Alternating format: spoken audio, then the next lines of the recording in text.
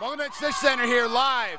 Final Four's Florida Quidditch team just defeated Minnesota with a snitch catch and won it 70-50. How does it feel? Feels great.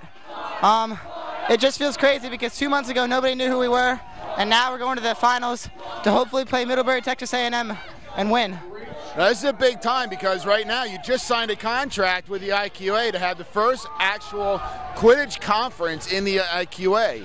How does that feel now that you're moving on to the final game to represent that Florida Quidditch conference you just set up? I mean, I think it just shows that the Florida teams are for real, and we are here and among the best in the world. And I really think that the Florida Quidditch Conference, in the past few months, we've gotten to play a lot of games against each other, and it's given us the experience that has brought us to the finals. Congratulations on your victory. We'll see you in the finals. All right, we just finished up the second Final Four match of the Quidditch World Cup live here at Econ Stadium on Randall's Island. Josh, you got the stitch there at the last second. You guys were like behind the whole game. It was actually 60-20. And then you guys slowly came back because they had some great bludger work. But then you got the stitch and won it. How's it feel? It feels really great. And I just want to say, we've been behind in a lot of games this whole tournament. But this team has a lot of heart and a lot of grit. And we were coming back even before I got it. We got another score before I actually caught it. And I'm confident that we would have come back ahead before I caught it had I not caught it so early. Great game. Yeah. Well, congratulations on your victory. We'll see you in the finals. Thank you very much.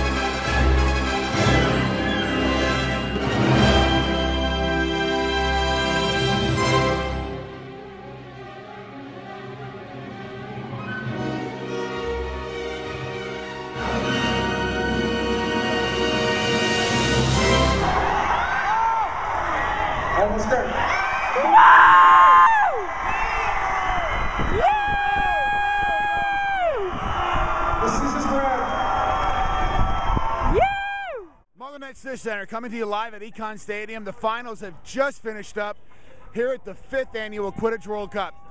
Losing side, unfortunately, DeAndre of University of Florida. But I got to say, everybody in the audience was chanting Dr. Dre every time he had the ball. How many scores did you have that game, DeAndre? I think 2 or 3.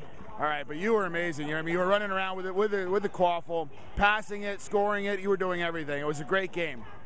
I just try to do what I can do. I mean, our captain, Nick Wright, pretty much taught me everything I know about the game. I just try to emulate him, really. How do you feel about the whole overall experience of coming up here to the 5th World Cup? I actually enjoyed coming up here, seeing all these different teams play. I mean, down in Florida, we've just been playing all Florida teams.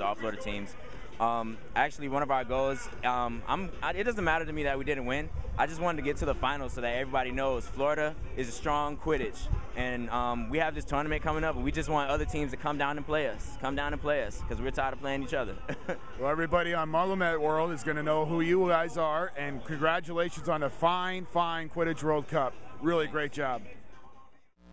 All right, MuggleNet SnitchCenter coming at you. Keith Hawk, I am with the champions of the 5th annual Quidditch World Cup, Middlebury College. Repeat champions, but I got to tell you, it was not an easy win this year. Starts off second game, a loss. First loss in the history to Michigan Quidditch. What'd that feel like for you? It was hard. We put a lot of pressure on ourselves. I think everyone was really nervous coming in. There's all this pressure keeps building every year. Never lost, and it was almost good for us to lose. We came out of that and we're like, oh, we lost. Like, all right, we can still win this. And then Phil gives this great speech about, like, oh guys, we just have to win the rest of our games. We're like, all right, and then we did. So it worked out pretty well. The captain of the team, Adrian, was taken off the cart during the Final Four match against Texas A&M, where she had some cut on her head, bleeding, taken on a stretcher, doing okay. All right, so we move on. What's next, guys?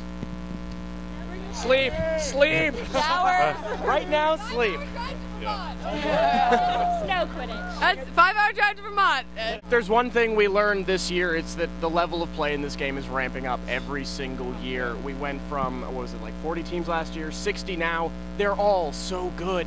Well, it was 46 last year in New York, right? Okay. But this year, 95 teams, including Division and Division II. I understand there's only 60 Division I, which is still significant. But then you have 4 nations involved, 2,100 athletes, 20,000 fans overall in the weekend. So Quidditch has just elevated to the next level. Next year, who knows? From MuggleNet SnitchCenter, I'm Keith Hawk. Have a great night.